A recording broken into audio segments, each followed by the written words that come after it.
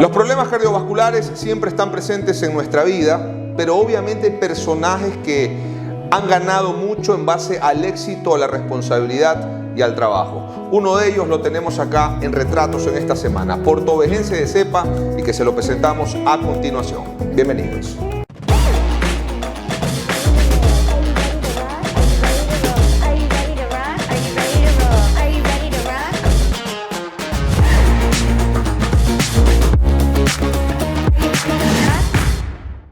Bueno, les decía que nuestro invitado es portovejense de cepa. El éxito lo acompaña y lo ha acompañado desde siempre. Y de verdad triunfa en Guayaquil a nivel nacional y también a nivel internacional. Carlos Soledispa Suárez, doctor, médico de profesión, cardiovascular, en fin, ya estaremos hablando de eso. Bienvenido, Carlos, y gracias por la invitación aquí a Retratos. Muchas gracias, Ramón. Gracias por este tiempo que me permites para compartir no solamente con todos los pacientes, con todo el personal que me sigue en redes sociales, con gente interesada en el tema, sino también con los manavitas, sobre todo, porque uno nunca deja de ser manavita y uno siempre quiere volver a casa. Y cuando me hablas de Manaví, me hablas de la casa, de Portoviejo, ¿qué se vienen a la mente en esos recuerdos o en el corazón de Carlos Soledispa? Bueno, yo creo que indiscutiblemente se me viene a la mente primero el colegio, ¿no? Es algo que uno no se puede desarraigar de esos recuerdos entrañables de la infancia, ¿no? Que van en la escuela, el colegio. Tuve, digamos, la oportunidad y suerte de ir al Colegio Cristo Rey, y desde que estaba en preparatorio o preescolar, lo que antes se llamaba, ¿no? El preescolar, la escuela primaria, la secundaria, pasé por el Colegio Cristo Rey. También en la primaria por el Cristo Rey. Siempre. Entonces, indiscutiblemente que lo primero que se me viene a la mente es el Colegio Cristo Rey y todos mis amigos, mis profesores, mis padres, porque estaban inmersos también en el medio académico, y eso es lo que siempre se me viene a la mente con Portoviejo. Antes de irnos al colegio, detallar un poco más, antes del tema profesional, ¿cómo era Carlos Soledispa en la infancia? Era un niño inquieto, molestaba mucho a sus hermanos. Yo no me imagino verlo a Carlito Soledispa muy inquieto, molestando o recibiendo la reprimenda de los padres. ¿Cómo era? Bueno, sí lo era, indiscutiblemente. Creo que todo niño es inquieto y tiene ganas de aprender cosas, ganas de probarse en diversas situaciones. Recuerdo que no era el hermano más inquieto de todos. Por allí mi hermano Pepe era mucho más inquieto en la parte intelectual. Sí, en la parte, Pepe es muy serio, ¿eh? Sí. De chico era más inquieto, era un poquito más gracioso, siempre tuvo su sentido del humor bastante característico de él. Jorge, en cambio, era más inquieto en la parte artística, ¿no? Jorge siempre quiso la música, desarrolló rápidamente sus talentos. Y yo era el tercer hijo, ¿sí? Dentro de ser el tercer hijo, estás como en el hijo sándwich, un poco pasas desapercibido. Los padres tal vez se preocupan más por el primero siempre, después por el último, y al sándwich lo dejan un poquito más relegado, ¿no? Eso no me hace sentir desamor de parte de mis padres, simplemente que era una atención un poquito menor que los demás. Y dentro de eso, no sé, me desarrollé mucho en el tema escolar junto a mis amigos, a mis compañeros, muy amiguero desde chiquito.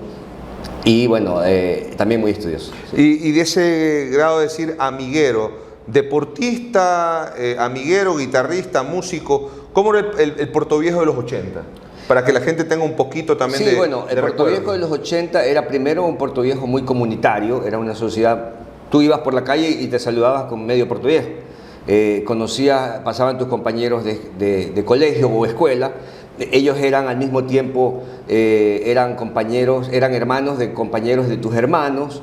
Veías a tus profesores, la gente de la tienda a la que tú ibas tenía a sus hijos en el colegio o era conocido de tus padres. O sea, sentíamos como que todos nos conocíamos un poquito en Portoviejo. Avenida Manaví, 4 de la tarde, un sábado. Veías a toda la gente ahí, pasando, ya sea caminando en grupo, los veías pasando en carros, algunos parados afuera de las casas de los amigos que vivían por allí, se reunían a conversar. Veías a alguien por ahí guitarreando un rato, o veías grupos de gente viniendo de hacer deportes también. O sea, era un poco artístico, deportivo y bastante social, diría. Ya vamos con la afición para la medicina.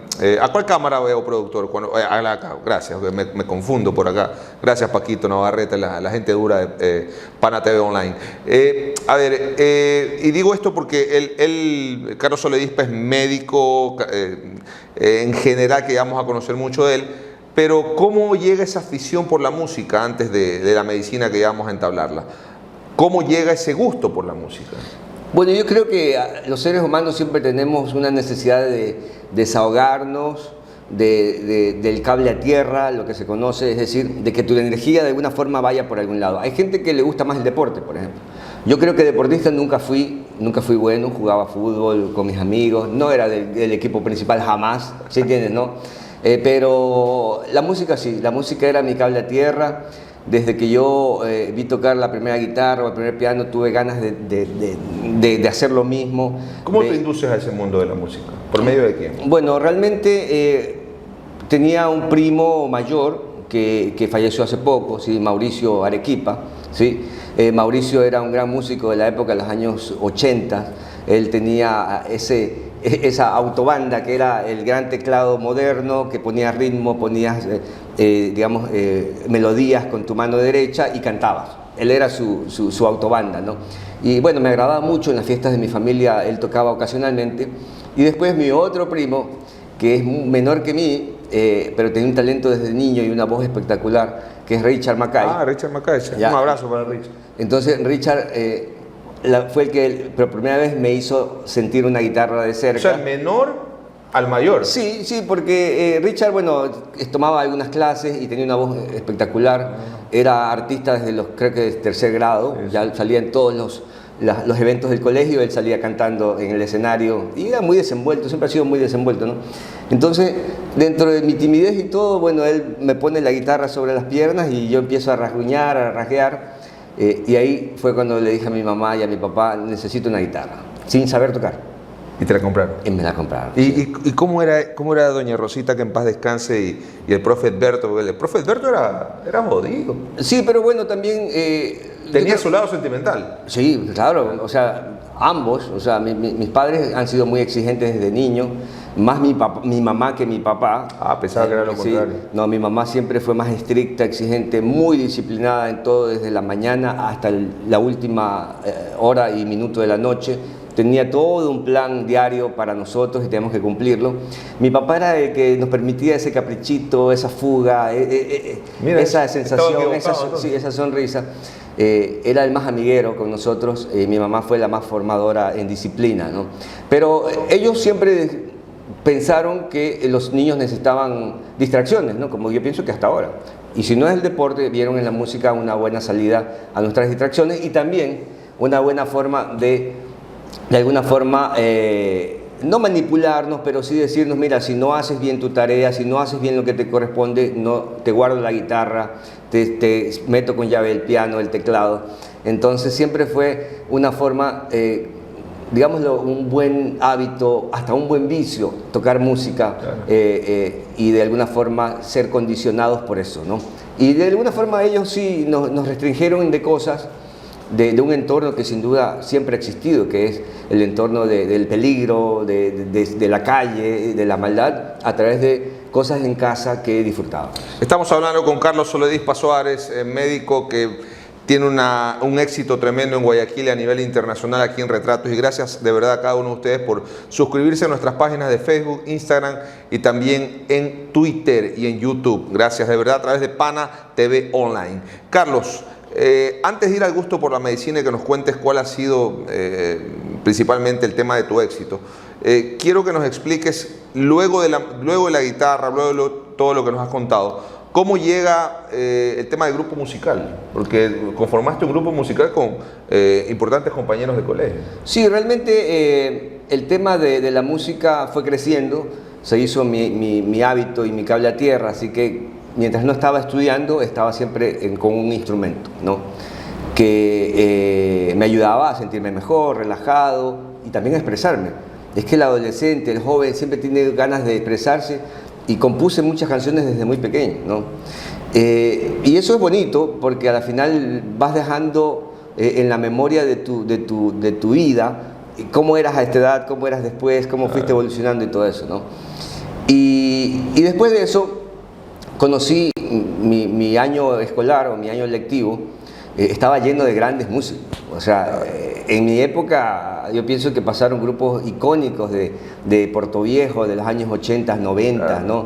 ¿Estabas en Anónimo? No, nunca estuve, siempre toqué con ellos. Ya, ¿en qué grupo estuviste tú? Porque, a ver, en esa época, y corrígeme si me equivoco, estaba Anónimo, estaba Black Rose, Crash, creo que eran contemporáneos, y estaba Raíces, el grupo Carolina Andrade también, ¿o no? A todos los conozco, con todos toqué alguna vez. Siempre fui un músico invitado, nunca fui parte de un músico, nunca fui parte de un grupo específico. Siempre tocábamos, y con Jorge, mi hermano, fue con quien realmente yo le acompañaba también como músico invitado en los diversos grupos que él hizo, ¿no? Entonces el mundo de la música siempre estuvo allí. Me acuerdo haberme subido a un montón de escenarios, desde la avenida Manabí, la avenida América, la terraza del aeropuerto, que ya no está más, claro. ¿sí? En la terraza todos esos escenarios que hacíamos en la familia Cristo Rey múltiples veces, o sea, las kermés. Las kermés. Siempre toqué, y así fui perdiendo el miedo a la música, y ahora, hasta justamente anoche, estaba todavía tocando piano, desahogando un poquito los recuerdos, escuchando canciones de antaño, y bueno, es bonito, creo que es importante la música. ¿Qué ha significado tu familia? Digo esto, me contaste lo de tu mamá muy estricta, muy disciplinada, tu papá, pero ¿qué significado han sido todos ellos a través de todos estos años, donde, reitero, has tenido mucho éxito en lo profesional? Bueno, yo creo que la familia siempre, soy un convencido que la familia es la unidad funcional de la sociedad, soy muy convencido de eso, y dentro de eso la familia te brinda el entorno y la coraza que te va a ayudar a superar los problemas del futuro, ¿sí? Es muy lindo tener, digamos, una familia que te contenga, a la cual puedas volver, la casa vieja en la cual puedes tocar la puerta cuando tienes un problema, cuando estás deprimido, cuando te pasó algo malo, entrar y sentir la misma sensación que de niño. Es muy bonito eso. Y mamá, papá y mis hermanos siempre han sido eso para nosotros, y aún hasta ahora mantenemos esa estructura de ayudarnos y apoyarnos entre todos. ¿Mandarina o no mandarina? Porque a mí me molestan en Guayaquil y me dicen: Ramón, eres mandarina. ¿Cómo es Carlos Soledís? Para él, ¿quién manda en la casa? Yo creo que es saludable ser algo de mandarina, creo que es parte de la subsistencia de la familia, del buen vivir, no sé, está bien. Yo creo que la mujer tiene un rol fundamental dentro de casa y dentro de la formación de la familia. Tienes una gran esposa, tienes una hija maravillosa, tienes también otro hijo. Bueno, es algo bendito e importante en tu vida. Sí, indiscutiblemente ellos son mi protección y al mismo tiempo mi motor de fuerza para avanzar. ¿Qué les puedes enseñar a tus hijos, por ejemplo? ¿Cuál es el valor más importante? Yo creo que la disciplina, tanto a Noah como a Lautaro, yo les digo, siempre sacarán ventajas si se levantan antes que el resto. Levántense a las 5 de la mañana, lo practicamos mucho con Noah. Lo primero que tienes que hacer es hacer tu cama todos los días. Compartamos tiempo en familia. Creo que eso no solo se debe decir, sino que se debe demostrar en el día a día. Mi agenda es muy apretada, opero, voy a consulta, tengo investigación, tengo entrevistas, y dentro de eso siempre hay un espacio importante para la familia. ¿Cómo llega el gusto por la medicina? Dejamos el colegio, dejamos la etapa de la adolescencia, la música, hemos hablado de la familia. ¿Cómo llega la familia? ¿Cómo llega el gusto por la medicina? Bueno, la medicina realmente me nace desde muy chico como un afán de servicio. Yo pienso que para ser médico tienes que tener en tu espíritu una necesidad de servir. Indiscutiblemente de qué especialidad, muy desligado de qué especialidad hagas en el futuro, siempre tiene que haber eso como un motor inicial o una fuerza inicial a ser médico, ¿no? Es muy lamentable que ahora la gente elige medicina porque es una profesión rentable, o lo imaginan al menos, ¿no? Tienes que tener vocación. Sí, pero tienes que tener vocación de servicio para ser médico. Hablábamos de la vocación por la medicina y llega esa posibilidad de estudiar a Quito. Exactamente, O sea, sí. ¿Cómo desligarte de Portoviejo, de Manabí, irte a una ciudad grande y completamente distinta en vivencias, en todo? Efectivamente, para mis padres la educación fue algo primordial, tanto dentro de casa como afuera, y dentro de eso hicieron todos sus esfuerzos para poder brindarme lo que ellos pensaban que era la mejor educación en ese momento, ¿no? Y dentro de eso, ya mi hermano Pepe estudiaba en Quito Ingeniería de Sistemas, en la Católica de Quito, y ellos dijeron, mira, para nosotros es más sencillo y es mejor enviarte a que compartan gastos en Quito. Yo quería irme a Guayaquil realmente, me parecía más cerca, mis amigos, mi gallada, todo el mundo estaba en Guayaquil, y yo quería, y me parecía cerca, porque al final era muy familiar, entonces no quería despegarme mucho de la familia, ¿no? Veía que cada vez, inevitablemente, el proceso es que el hijo viene todos los fines de semana, claro, y después cada 15, después cada mes, después 2 veces en ya su no semestre, y después ya no viene. Entonces yo no quería que me pase eso, pero obedecí. Mis padres hicieron un gran esfuerzo, me mandaron a la Universidad Católica de Quito, y allí cursé mi pregrado en medicina. Por supuesto que lo disfruté, con el tiempo me pasó eso, no iba tanto a casa, no volvía a casa. ¿Cada cuánto venías? Al principio cada fin de semana. Yo me acuerdo que salía con mi maleta hecha el viernes en la mañana y ya tenía mi ropa guardada allí y me iba digamos, al ómnibus o al bus, digamos, de transporte provincial, interprovincial. ¿Las 8 horas? Me pegaba las 8 horas, a veces había paradas en la cordillera porque pasaba inevitablemente en nuestra época, las carreteras eran muy malas, el tiempo era mucho más, y amanecía acá el sábado y el domingo me regresaba en la noche con mi maletita preparada para ir al primer día de universidad, ¿no? ¿Cómo eran esas vivencias allá? En la medicina, en el aprendizaje, todo era distinto. Sí, bueno, yo agradezco a mis padres enormemente que me hayan enviado a estudiar allá, primero por el alto nivel académico que tenía la universidad. Podría decirte que era una de las mejores del país, indiscutiblemente en esa época, ¿no? Y también el tema de vivir una migración. Yo creo que dentro de la migración el ser humano también crece y mejora mucho. Entonces esa fue mi primera gran migración. Yo, portovejense, niño de casa, podríamos decirlo así, vas, te posicionan en la capital, sobrevive, agarra buses, manéjate solo, maneja un presupuesto, arréglate con tu ropa, con tu comida, tus cosas, y de repente fue muy duro, pero muy valioso para mi crecimiento. Te graduaste y eso fue un soporte fundamental para irte fuera del país. ¿Cómo llega esa posibilidad? Sí, la posibilidad, primero estudié mucho, o sea, como me había caracterizado también en la escuela y el colegio, y eso me dio oportunidades de llegar a un buen nivel, llegar a ganar buenos hospitales o una selección de hospitales, digamos, de un buen nivel, haber aprendido idiomas también. Entonces me dio la oportunidad de hacer mi segunda gran migración, que es a estudiar a Alemania, ¿no? O sea, recién fuiste a Alemania. Sí. En ese momento ya estudiabas inglés, o sea, ya estabas con el inglés preparado y el resto de idiomas, al mismo tiempo que estudiabas medicina. Exactamente, fue duro, era parte del programa, no podías graduarte de doctor en medicina y cirugía en esa época si no tenías un nivel intermedio a alto de inglés, y también había elegido por mi parte estudiar alemán, y fui a Berlín justamente al terminar el pregrado de medicina. ¿Cuánto tiempo a Berlín? Fueron como 10 meses, era como un año académico, sí, pero bueno, fue más o menos unos 10 meses. ¿Y después de Berlín vienes otra vez al Ecuador? Después vuelvo acá, termino lo que es mi doctorado, porque en esa época para que tú seas doctor en medicina tenías que hacer una investigación con todos los ítems de una investigación de doctorado. Entonces pasé un año haciendo eso y de ahí hice la medicatura rural. Sí, la rural. Y volví a Manabí.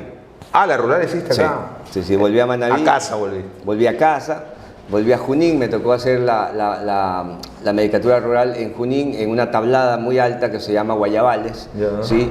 Y bueno, mis reuniones eran allí en Calceta, así que volví a conocer ese campo manabita que me encantó desde niño por la parte paterna. Sí, y bueno, disfruté mucho. Y después de Manabí llega la posibilidad de otra vez emigrar, ir al extranjero, perdón. Sí, de allí volví a Quito, hice 2 años de terapia intensiva, y después de eso ya decidí hacer ya el posgrado formal en cardiología y posteriormente en lo que son cateterismos o intervencionismo endovascular. Hablando de ese método de la cardiología o el posgrado, para que nos cuentes cómo te fue en Argentina, ¿siempre fue el gusto, aparte de la medicina? En el colegio, por ejemplo, había una materia que era biología con Rodrigo Buitrón. ¿Siempre sobresalías en biología y química? Digamos que sabía que quería ser médico, era como mi impulso interno que me decía tienes que serlo, Probablemente no fui el más destacado de esas materias, lo era mucho más en la parte numérica. Creo que tuve un talento y un gran maestro que es mi papá en la parte numérica. Siempre los números, la geometría, las medidas, todo eso fue uno de mis fuertes, la física. Pero bueno, a la final mi móvil era ser médico y eso me hizo que, a pesar que no sea el más destacado en biología química, pudiera alcanzar ese sueño. ¿Cómo llega la decisión de decir me voy a Argentina? Bueno, la decisión viene anecdóticamente, era un plan B, no era un plan A. El plan A era irme a Europa, ¿sí? Y en esa época justamente estábamos hablando de hace 23 años, claro, la famosa gran migración, claro, del Ecuador. Entonces nos cierran las visas académicas de repente. Yo tenía, me acuerdo que pagado curso en España, comprado pasaje y arrendado unos meses del lugar donde iba a llegar en Asturias, y de repente nos bloquea la parte, digamos, diplomática y nos dice las visas académicas están cerradas durante un tiempo hasta que solucionemos la gran migración que se ha venido como una avalancha a España. Y eso me deja posicionado en un lugar en el cual digo, ¿y ahora qué hago? ¿Ya? Quería hacer el posgrado, quería avanzar en esa posición, así que decidimos irnos a Argentina a hacer el posgrado. Estamos con Carlos Soledispa Suárez, médico portovejense que triunfa en Guayaquil a nivel nacional, a nivel internacional. Ya regresamos con más de Retratos.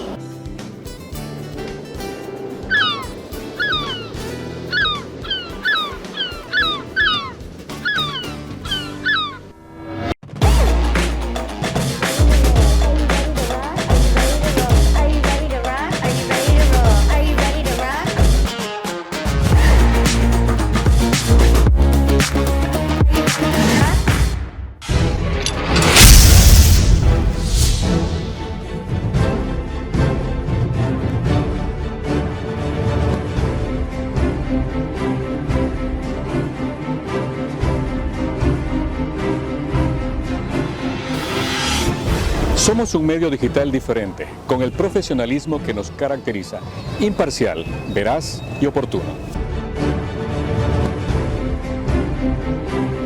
Con la información que se genera minuto a minuto en la provincia de Manabí, el país y el mundo. Lo esperamos de lunes a viernes a las 7 de la mañana. Gracias por preferirnos. Somos Pana TV.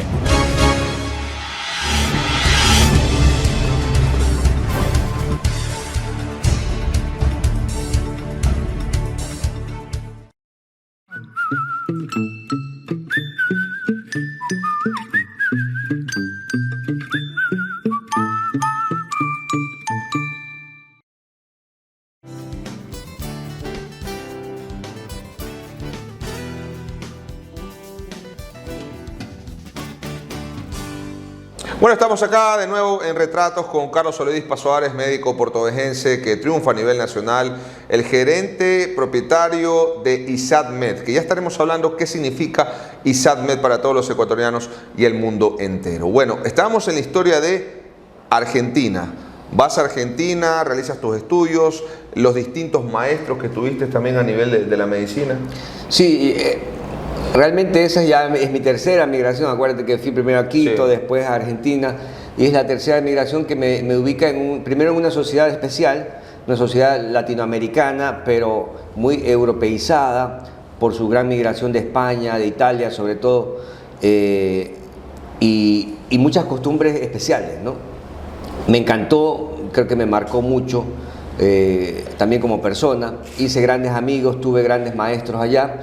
Y el nivel médico muy alto en esa época y hasta ahora, por supuesto, pero un nivel que a mí me genera una gran formación, un nuevo autodescubrimiento. Allí hago cardiología primero como especialidad y después hago el intervencionismo endovascular, muy centrado en la parte coronaria, pero también con un gran componente extracardíaco. Eso significa que me enseñaron no solo a operar corazones, sino a operar todas las partes del cuerpo a través de cateterismo. Entonces, ese plus es el que yo aprendí mucho junto a mis maestros. Creo que todos, desde los más jovencitos hasta el jefe de servicio, fueron de alguna forma algo de maestros, pero sin duda alguna la persona que me marcó de una forma no solo como maestro académico, sino casi que como un padre para mí es el doctor Tamashiro, quien es un gran maestro de vida. Me escribo con él, me hablo con él hasta ahora, me aconseja en muchas cosas y me acompaña, siento que me acompaña hasta ahora. ¿Cuánto tiempo pasaste en Argentina? 7 años casi. 7 años en Argentina. ¿Y la vida de un ecuatoriano en Argentina, el que estudia, por ejemplo, el que está en modo de también sobrevivencia, de manera diaria, por ejemplo? Bueno, yo creo que todos nos acostumbramos a las diferentes sociedades donde vivimos. Argentina es una sociedad, primero, de mucha personalidad. Significa que tienes que desarrollar en tu personalidad ciertas características de autodefensa, porque es una sociedad un poquito agresiva en cuanto a la forma de hablar, a la forma de expresarse, a la forma de pedir las cosas, y dentro de eso te genera unas características a desarrollar que te hagan encajar. Segundo, la comida es deliciosa. Disfruté mucho el asado, el vino, aprendí mucho de vino y hasta ahora es uno de mis hábitos tomar vino en la noche. La pasta. Creo que a la final la forma de supervivencia es más una forma de disfrutar la vida junto a tu objetivo, que en ese caso para mí era estudiar medicina y especializarme, ¿no? 7 años en Argentina te dan la posibilidad de regresar obviamente al Ecuador y con todo lo aprendido comenzar a emprender, o antes de emprender trabajar en la institución pública donde también destacaste. Sí, yo creo que es parte del crecimiento vivir diversos escenarios. Primero llegué a la institución pública a través de un plan que en esa época existía, que era el Plan Retorno, o Ecuador Vuelvo por Ti se llamaba, que te daba la posibilidad no solo de venir bien ubicado a desarrollar lo que habías aprendido en tu subespecialidad, sino que te daba un plus o un bono adicional que te permitía soñar un poquito en cuanto a tu patrimonio, tus bienes y esas cosas. Entonces, volví en ese plan, me ubicaron en el Hospital Guayaquil, que se lo conoce como el Hospital del Suburbio también en Guayaquil, Abel Gilbert Pontón, y allí justamente empiezo a crear un servicio que se hizo icónico en una época a nivel nacional por parte del Ministerio de Salud Pública, desarrollando la cartera endovascular o lo que son los cateterismos por primera vez en el Ministerio de Salud Pública en toda la costa. Llega esa posibilidad, obviamente bien lo decías, porque sí te recuerdo en las instituciones públicas, o en la institución pública, perdón. ¿Cómo llega el momento de emprender? El nacimiento de ISADMED, por ejemplo. ¿Cómo nace eso? Bueno, nace de un proceso. Imagínate que tuve también la suerte no solo de ser un médico, creo que bastante reconocido en mi medio del hospital y en Guayaquil y después en toda la costa y el país, sino que también tuve la posibilidad de hacer una carrera administrativa médica. Eso significa que fui jefe de servicio, subdirector, director y hasta gerente del hospital más grande de toda la costa, que es el Hospital Guayaquil. Después de eso yo sentí como que, en primer lugar, la atención a la salud pública iba decayendo por parte de los gobiernos que siguieron, y eso me daba de alguna forma un desánimo a mantenerme allí. Y en segundo lugar me daban la sensación de un ciclo cerrado, de que ya había sido jefe de servicio, ya había desarrollado un servicio, lo había creado y desarrollado muy bien, y había también hecho una carrera administrativa en el hospital y decía ¿Ya tocaste el éxito en ese momento? Bueno, no diría éxito, pero al menos ya todas las experiencias que pude haber vivido dentro de la institución, las viví, creo que las hice con mucha responsabilidad y cariño, sobre todo a los pacientes y a mis compañeros de equipo y de trabajo, pero como que sientes ya hay que pasar la página, ¿no? Y dentro de eso nacen mis ideas de emprender en cuanto al campo médico, creando diversas empresas al principio que fueron dándose hasta llegar a ISADMED, ¿no? Aún mantengo una de ellas con otros socios, ¿sí? La primera original ya no está, digamos, no soy parte de ella, pero creo que dejaron enseñanzas, cada uno de esos escalones o pasos dejó enseñanzas importantísimas hasta llegar a ISADMED con la idea más clara, con los objetivos mucho más centrados y también con mucha más experiencia, acompañándonos de tecnología, de una especialización mayor, de la oportunidad de viajar a subespecializarte y conocer el mundo, el primer mundo en tu campo, y también un poco del marketing. O sea, acompañar la evolución de todo el campo médico. Creo que ha sido importante haber vivido todo lo que viví antes. ¿Y qué tiene ISADMED para beneficio del país o del mundo? Porque te estás internacionalizando poco a poco a nivel de Guayaquil o del país, ya te conocen. ¿Qué servicios brinda ISADMED o cuáles son esos servicios que destacan para ser pioneros también? Yo creo que una de las cosas que más destacan en ISACMED primero es el enfoque clínico, cardiológico, con mucha sensibilidad, con mucha empatía y con muy personalizado hacia el paciente. Creo que eso es algo en lo que sí me desgasto un poco, no lo digo con malestar, lo digo con entusiasmo. Es una parte que es marca de ISACMED, el hecho de que mis pacientes me conozcan y yo los conozca a ellos, a sus padres, a sus hermanos. Tengo familias enteras de pacientes que me han llevado primero a su mamá, después a su tía, después a su abuela, después a su hermana, y conozco a todos, y cuando los saludo le mando saludos a todos, pero al mismo tiempo acompañado de una visión de excelencia. Y la visión de excelencia tiene que ver un poco con el entorno en el cual estás dando la atención, tiene que ver con la tecnología que usas, que sea una buena tecnología que llegue a buenos diagnósticos, que tengas calidad en tu prestación de servicios y por supuesto que sueñes con formar a otra gente. Yo creo que el sueño final de ISACMED es que tanto en la cardiología clínica como en los procedimientos endovasculares mínimamente invasivos seamos un referente nacional, un referente internacional y podamos hasta abrir las puertas a que la gente venga a formarse con nosotros, ¿no? Tienes mucha referencia en el tema de la embolización gástrica bariátrica y es algo que en el país se ha implementado o lo implementó ISACMED. Y que todo el mundo habla de embolización gástrica bariátrica. Explícale al manabita o al que nos ve a través de nuestras redes sociales, ¿qué significa la embolización gástrica bariátrica? Bajar de peso, lo vemos rápidamente los que tenemos que bajar de peso, pero ¿cómo es el procedimiento? Sí, bueno, en primer lugar, la embolización gástrica bariátrica es un procedimiento bastante nuevo, moderno, que nace justamente de una de mis fortalezas, que era, como yo te había dicho, no operar solo corazón, sino haber sido formado durante años en formar otras partes fuera del corazón, en operar otras partes fuera del corazón a través de cateterismo, ¿no? Y dentro de eso, haber hecho miles de embolizaciones y justamente ahora unirme a la ola mundial de hacer la embolización gástrica bariátrica, que es un procedimiento bariátrico por concepto.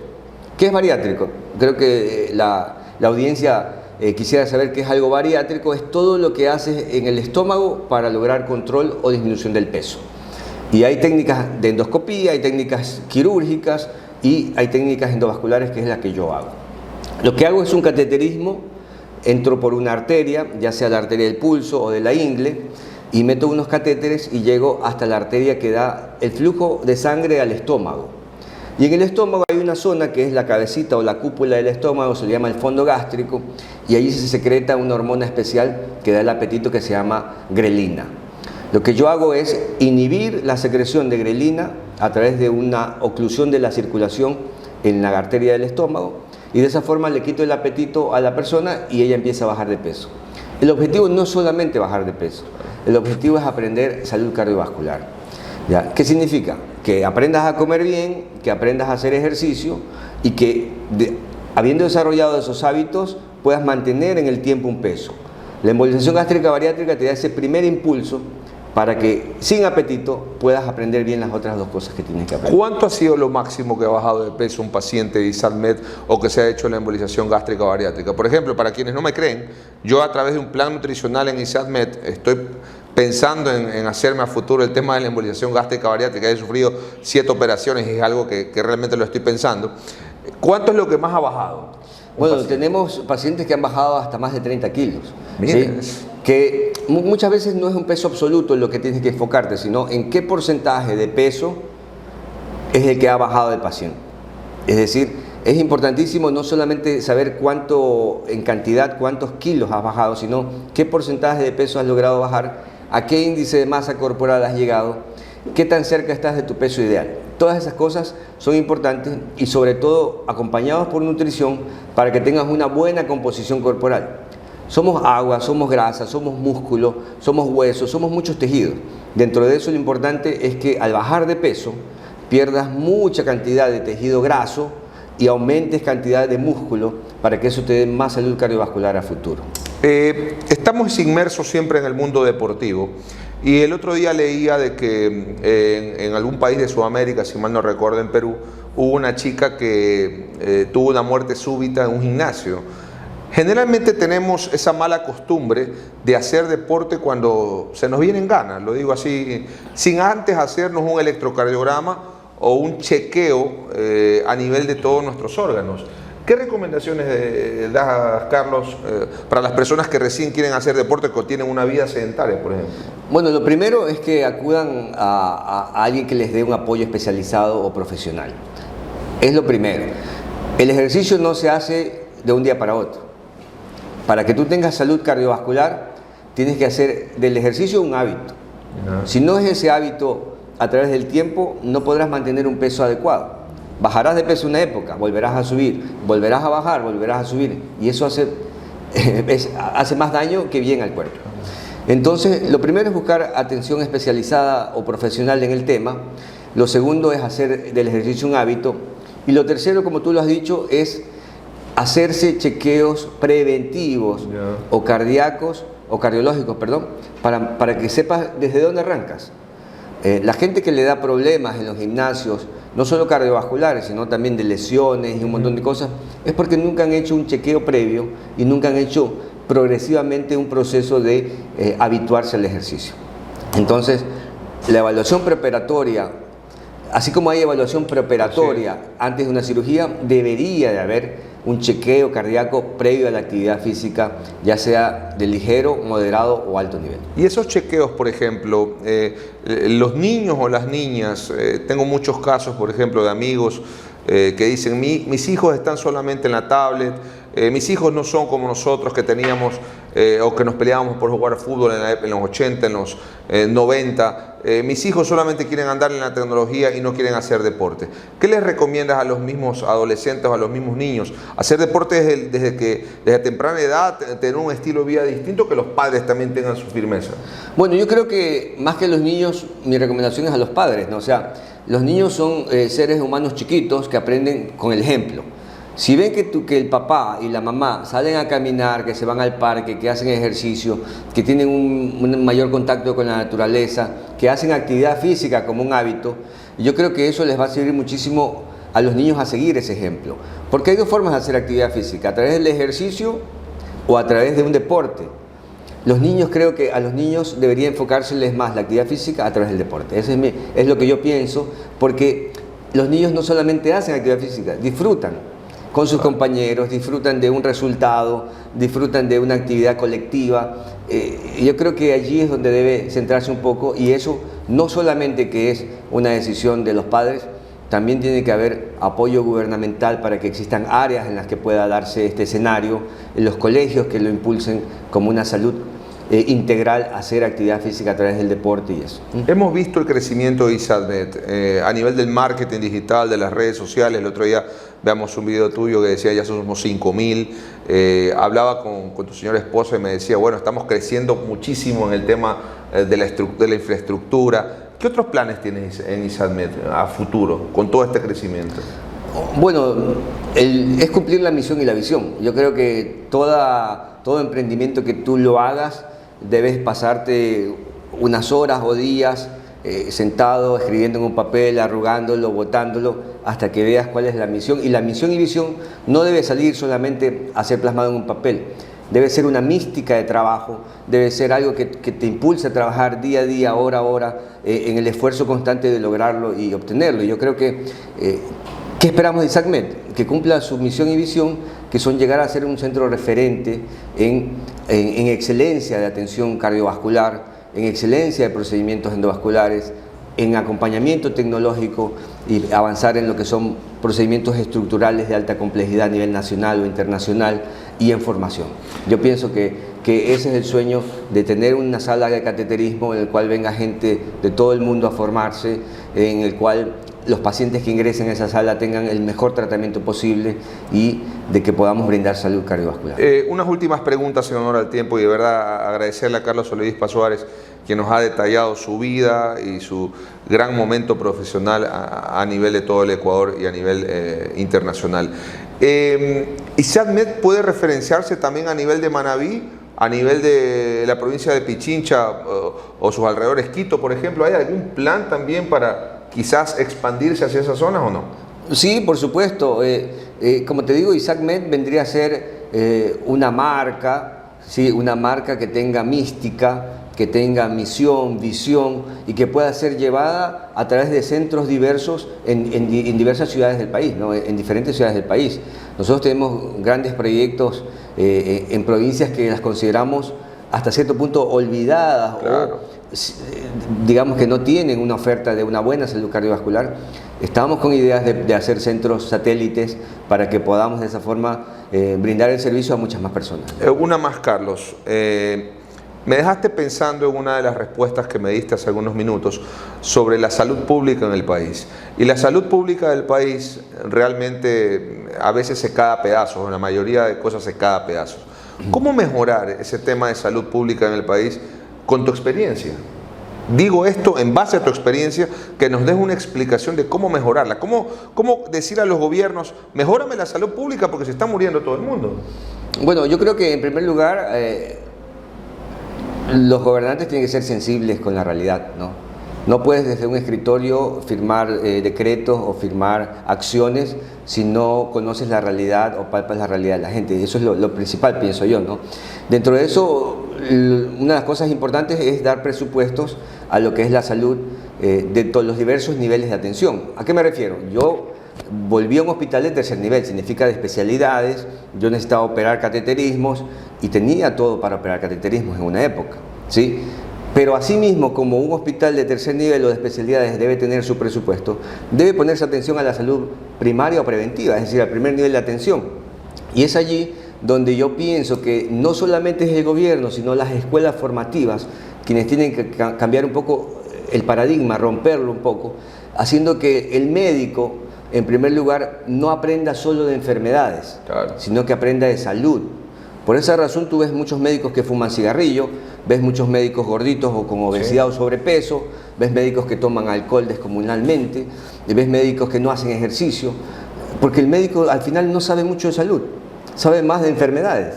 Entonces yo creo que ese tipo de cosas y la atención primaria, preventiva, fortaleciéndola, fortaleciendo la educación en el personal sanitario, en el personal médico, y por supuesto dando presupuesto a los hospitales y a centros de salud, ¿no? O sea, bien lo que dices, predica con el ejemplo.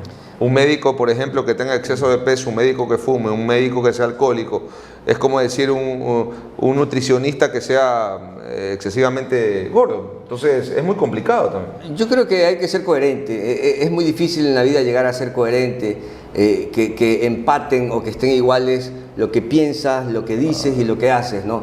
Y creo que ahí es donde tenemos que llegar para lograr de alguna forma la autosuperación. El ser humano es un ser que vive en inconformidad y busca ser mejor. Y creo que debemos ir apuntando hacia esos tópicos de autosuperación a través de la coherencia, a través de la mística y no solamente a través del dinero. ¿Qué lo hace llorar a Carlos Oledesma? Bueno, ahora el recuerdo de mi madre, pensar en mi hijo que está lejos, reunirme con mis amigos y tocar las canciones que llegan hasta el tuétano, sí, o hasta el corazón.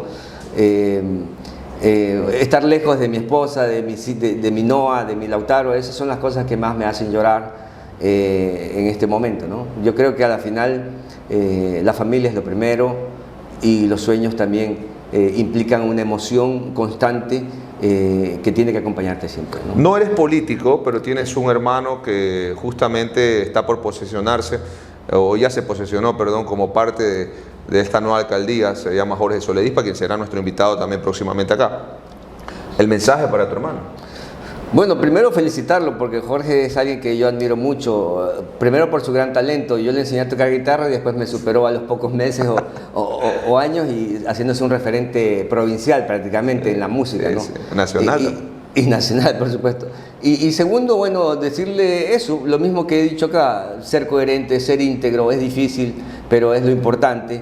Yo sé que Jorge hará grandes cosas y sobre todo dejará el legado de nuestros padres, de nuestros principios, de nuestra formación muy sobre la mesa en cada acción que haga. Ese es mi mensaje para él, ¿no?